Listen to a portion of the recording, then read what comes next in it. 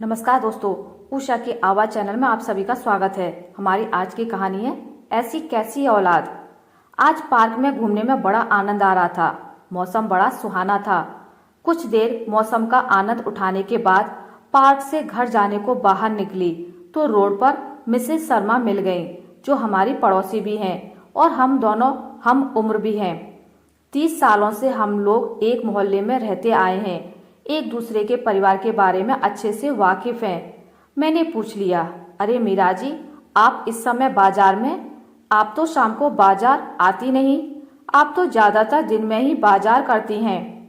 हाँ, हम तो दिन में ही बाजार करते हैं, शाम को कम ही निकलते हैं।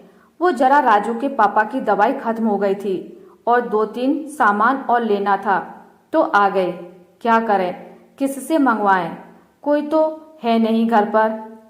जब से शर्मा जी बीमार हुए हैं तब से बहुत परेशानी हो गई है। जरा जरा से काम के लिए खुद ही भागना पड़ता है। और राजू के क्या हालचाल हैं? फोन वोन करता है कि नहीं? अरे नाम ना लो उसका, मीरा गुस्से से बोली। ऐसी औलाद, इससे तो ना होता तो तसल्ली कर लेते। मीरा गुस्से से बड़बड़ाने लगी। आजकल की औलादों को जाने क्या हो गया है। उन्हें माँ बाप की दौलत तो चाहिए, लेकिन माँ बाप के लिए कुछ करना नहीं है।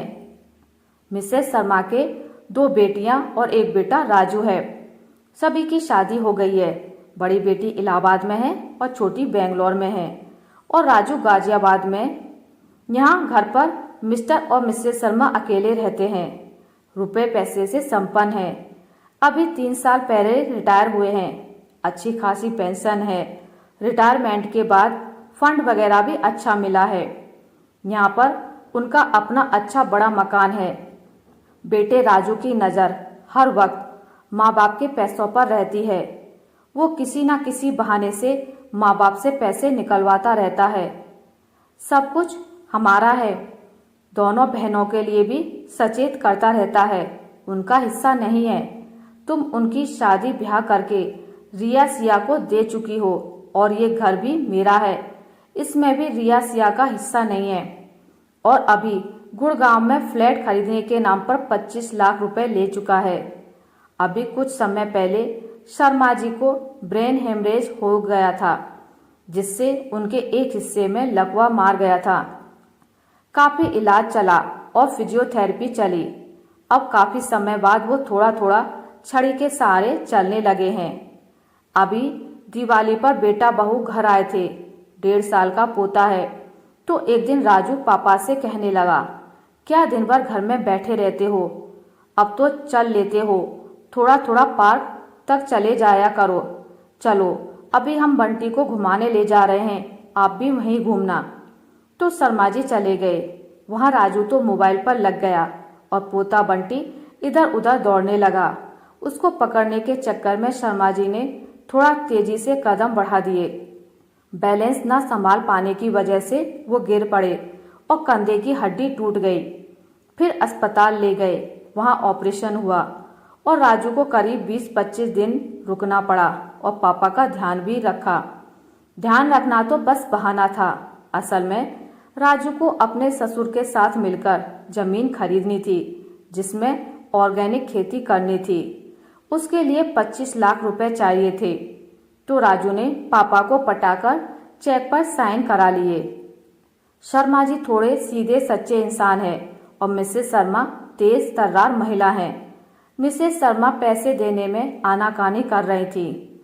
वो राजू से पूछने लगी, कौन कौन ले रहा है साथ में जमीन, कहाँ पर है, पेपर दिखाओ इत्यादि।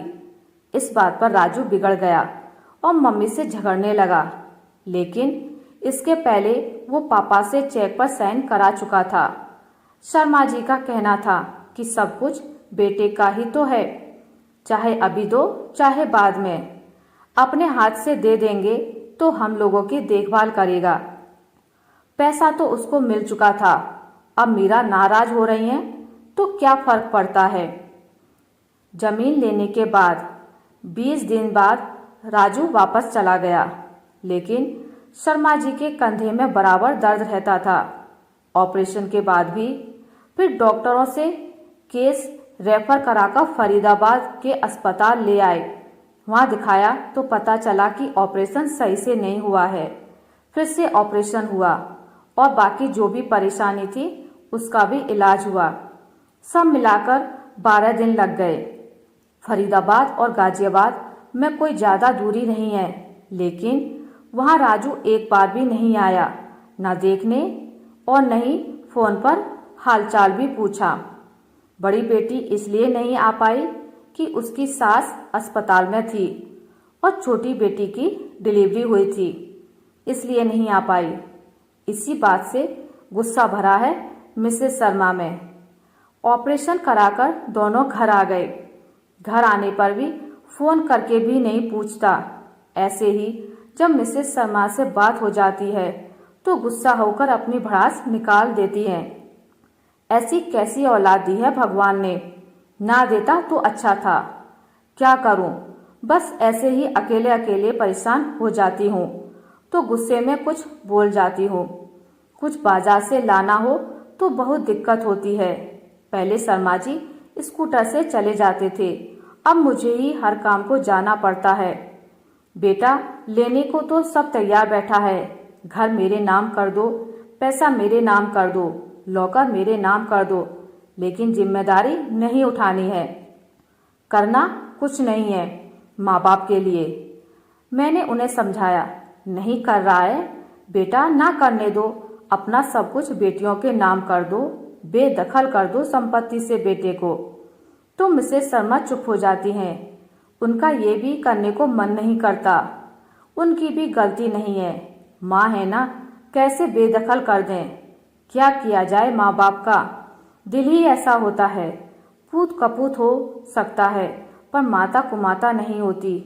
ईश्वर सद्बुद्धि दे आजकल की औलादों को। आशा करती हूँ आपको मेरी आज की कहानी अच्छी लगी होगी। अगर आपको मेरी कहानी अच्छी लगी है तो इसे लाइक करें, ज़्यादा से ज़्यादा शेयर करें, और अगर आप मेरे चैनल पर नए हैं तो इसे सब्सक्राइब करना ना भूलें। मिलते हैं एक नई कहानी के साथ, तब तक के लिए नमस्कार।